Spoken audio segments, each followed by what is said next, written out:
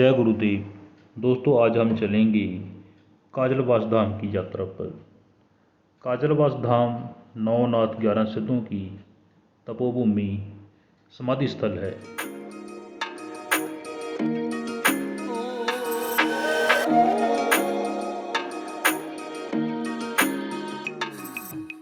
काजलवास जाने के लिए सबसे पहले हमें पहुंचना होगा मारवाड़ जंक्शन। मारवाड़ जंक्शन जाने के लिए जोधपुर से मारवाड़ जंक्शन की दूरी तकरीबन 90 किलोमीटर है। और अगर आप बीकानेर से मारवाड़ जाते हैं तो बीकानेर से मारवाड़ जंक्शन की दूरी तकरीबन 320 किलोमीटर है। क्योंकि हम बठिंडा से जा रहे हैं तो बठिंडा जंक्शन से मारवाड़ जंक्शन की दूरी तकरीबन 630 किलोमीटर पड़ जाती है।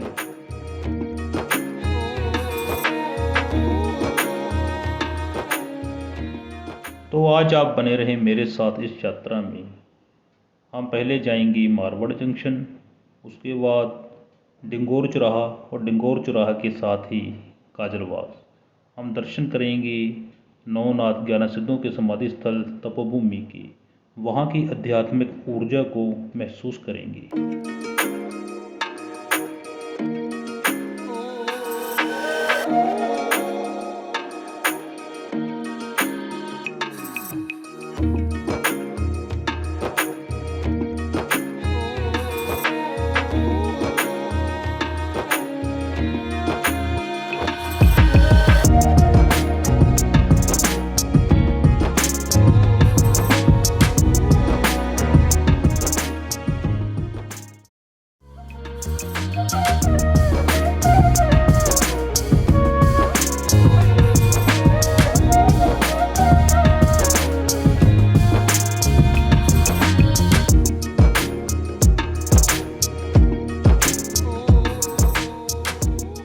यह हैं छोटे छोटे खूबसूरत पहाड़।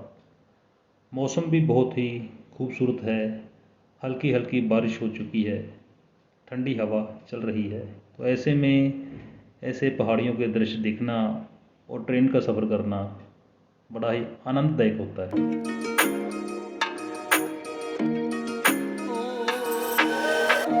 मारवाड़ जंक्शन। मारवाड़ जंक्शन खूबसूरत साफ़ सुथरा स्टेशन है। यहाँ पर आने के बाद यहाँ से आप बाहर जाओगे शहर की तरफ तो शहर में जो बस स्टैंड है वहाँ से बस भी मिल जाती है, लेकिन इन बसों में बहुत ज़्यादा भीड़ होती है। तो मेरे ख्याल से अगर आप इस स्टेशन पर आने के बाद जैसे ही हम स्टेशन से बाहर निकलते हैं तो वहाँ पर टैक्सियाँ वगैरह मिल जाती हैं। तो यहाँ से तकरीबन 30-35 किलोमीटर की दूरी है काजलवास की। तो उस हिसाब से आप उनके साथ मोल भाव करके सही किराया की बातचीत करके आप यहाँ से जा सकते हैं। तो हमने भी एक गाड़ी ले ली।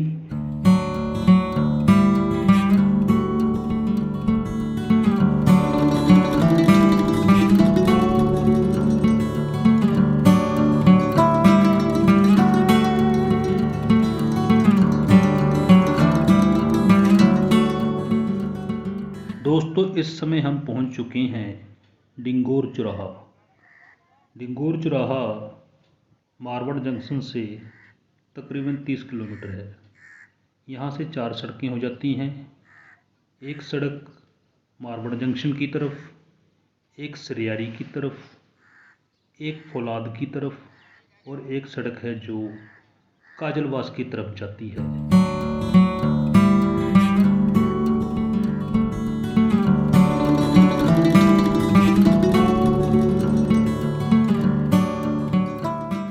यहाँ से काजलवास समाधि स्थल की दूरी तकरीबन 4 किलोमीटर है। ये जो रास्ता आप देख रहे हैं ये काजलवास समाधि स्थल की तरफ जाता है।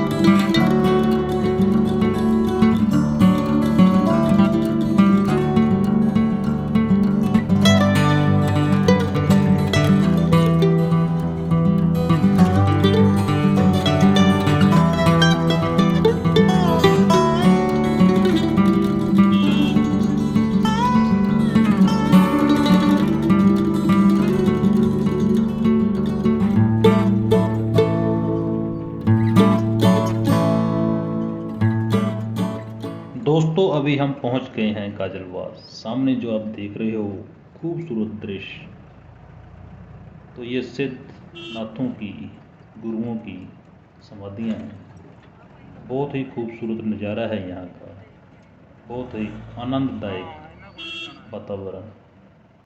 अभी जो आप सामने देख रहे हो ये गुरुदेव रामलाल जी स्याग द्वारा बनाया गया मेडिटेशन हॉल है। तो सबसे पहले यहाँ पर जाएंगे, गुरुदेव के दर्शन करेंगे, कुछ देर ध्यान करेंगे, उसके बाद हम बाकी समाधियों के दर्शनों के लिए जाएंगे। गुरुदेव ने अपनी अपार कृपा करके अपने साधकों के लिए, शिष्यों के लिए यह मेडिटेशन हॉल पहले ही बनवा दिया था, क्योंकि अगर भविष्य में कोई भी साधक यहाँ पर आए तो यहाँ पर वो ध्यान कर सके और कुछ देर रुक सके। गुरुदेव रामलाल जी स्याग के बहुत सारे शिष्य, साधकगण यहाँ पर आते हैं और यहाँ की आध्यात्मिक ऊर्जा को महसूस करते हैं। यहाँ आकर अनंत आनंद को महसूस करते हैं। काजलवास एक ऐसी आध्यात्मिक ऊर्जा से भरी हुई भूमि है जहाँ पर आकर कोई भी साधक जो ध्यान और मेडिटेशन करता है, भक्ति करता है, यहाँ की ऊर्जा को सहज ही महसूस कर सकता है।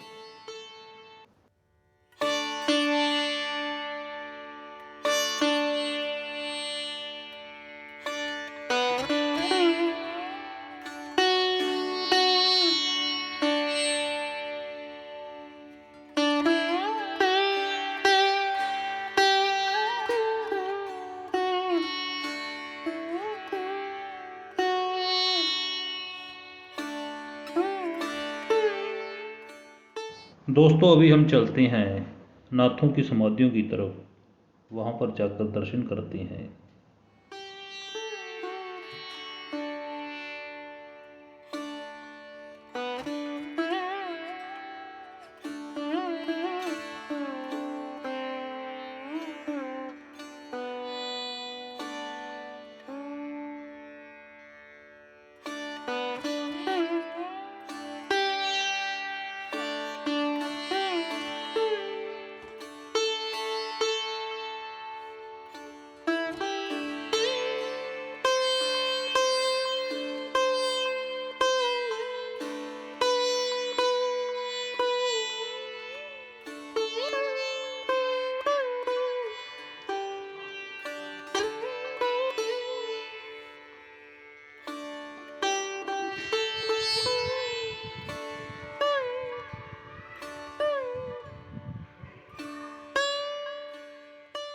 आसपास के गांव और शहरों के लोगों की भी इस स्थान के साथ आस्था और भावनाएं जुड़ी हुई हैं।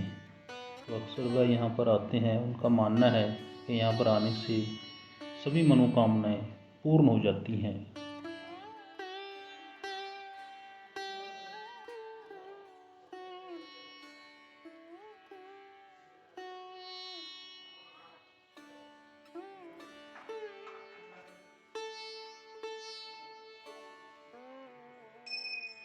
सामने आप देख रहे हो बहुनाथ जी की चारपाई, और इससे आगे जाएंगे तो बाबा गंगाई नाथ जी की चारपाई। यहाँ पर दो धुने हमेशा ही चलते रहते हैं, कभी भी बुझने नहीं दिया जाता। उनमें हर समय लकड़ी वगैरह लगा के रखी जाती है। यहाँ पर जोगियों के, नाथों के कुछ पुराने जो सामान हैं वो भी पड़े हैं। इसके अलावा चिमटे वगैरह जो राख को हिलाने के लिए इस्तेमाल किया करते थे वो भी हैं। अंदर जाएंगे, बाईं साइड माता इंगलास माता का मंदिर है।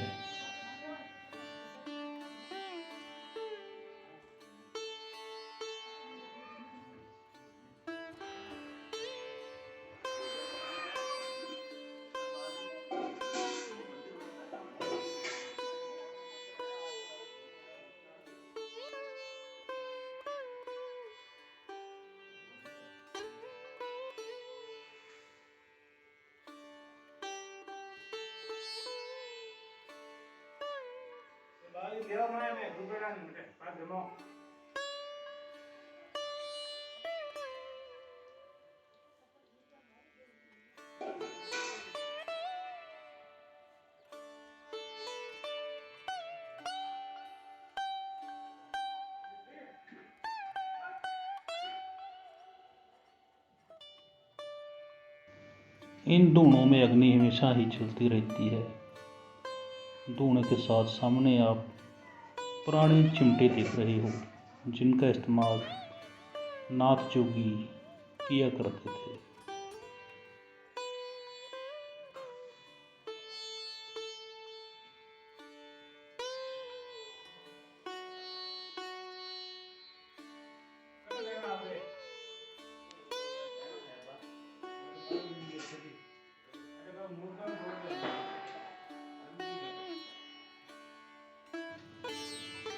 दाहिने सामने आप देख रहे हो बाबूनाथ जी की तस्वीर, और अंदर जाके बाबा गंगाई नाथ जी की खूबसूरत तस्वीर।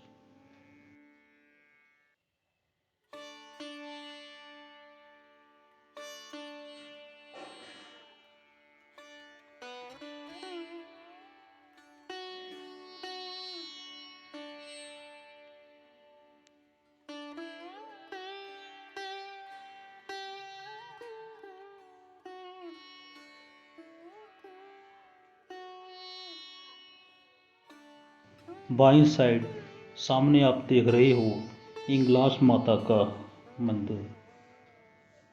अंधेरा और दीवारें काली होने की वजह से अंदर कुछ भी नज़र नहीं आ रहा, लेकिन अंदर जाते दाहिनी साइड इंगलास माता की तस्वीर और एक जलता हुआ चिराग।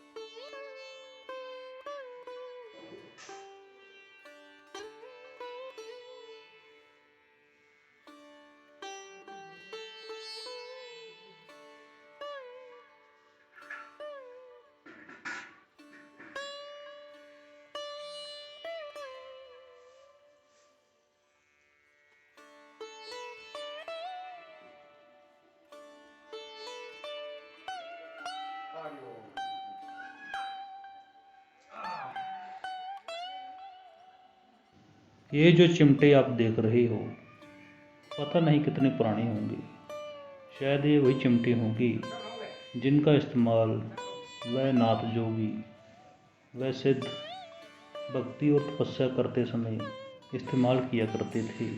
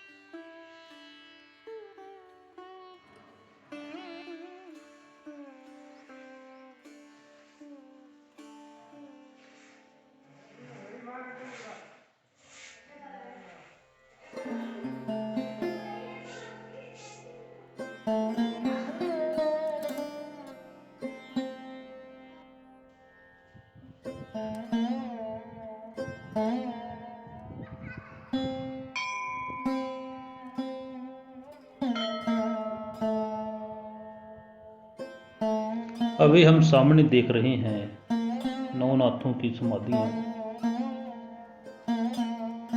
सबसे पहले जो बाईं हम समाधि देख रहे हैं, ये पड़तदा गुरुदेव बाबूनाथ जी की समाधि है।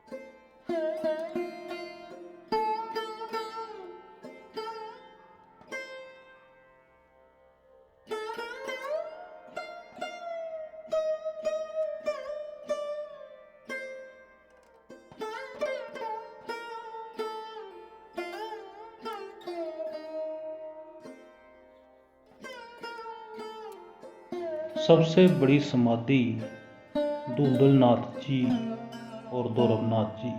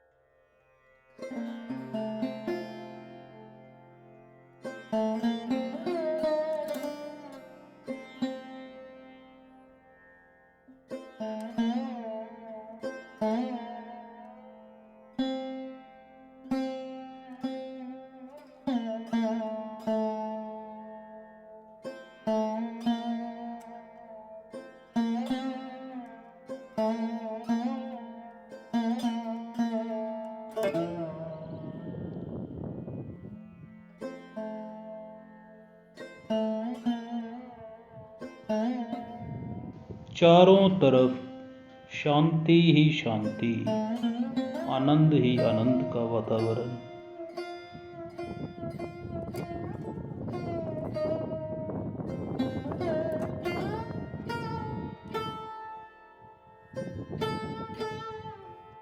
गुरुदेव के शिष्य जिनकी कुंडलिनी शक्ति जागृत हो चुकी है, वह जब यहाँ पर आते हैं तो यहाँ पर एक अलग ही आनंद को महसूस करते हैं। आध्यात्मिक ऊर्जा का स्पंदन वे महसूस करते हैं और यहाँ पर आकर मंत्रमुग्ध हो जाते हैं। मन में कोई विचार नहीं होता, बिल्कुल विचार शून्य हो जाते हैं।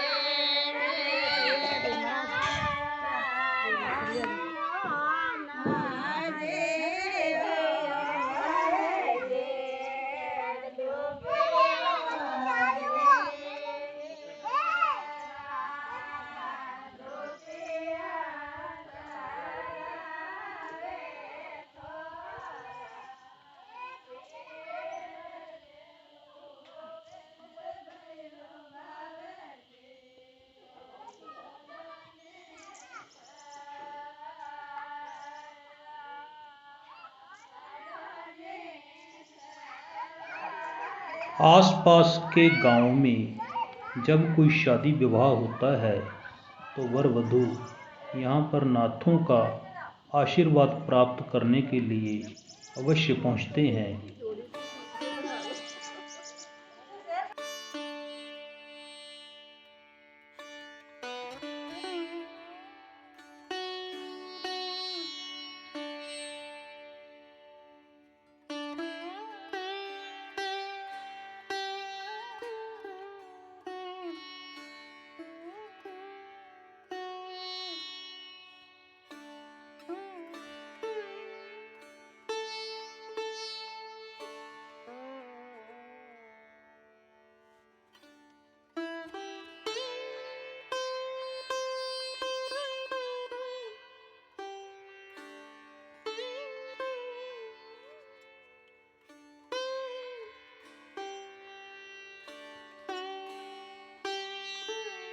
इन गुफाओं में हमारे गुरु, हमारे नाथ भक्ति साधना करते रहे।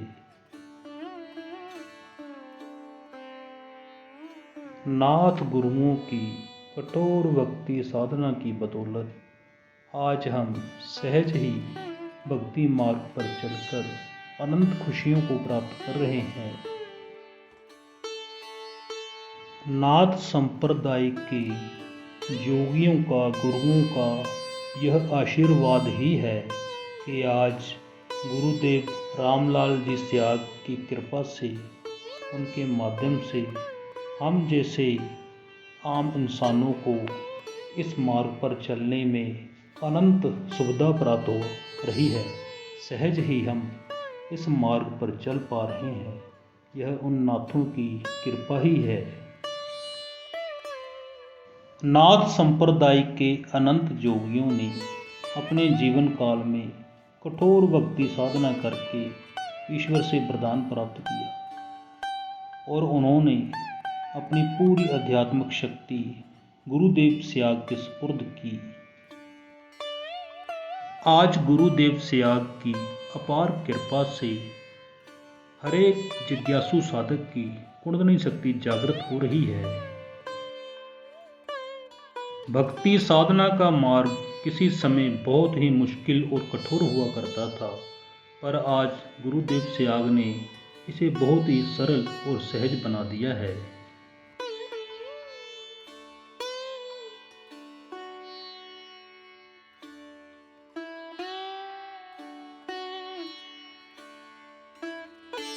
इस समय हम रूपनाथ जी के धूणे के दर्शन कर रहे हैं।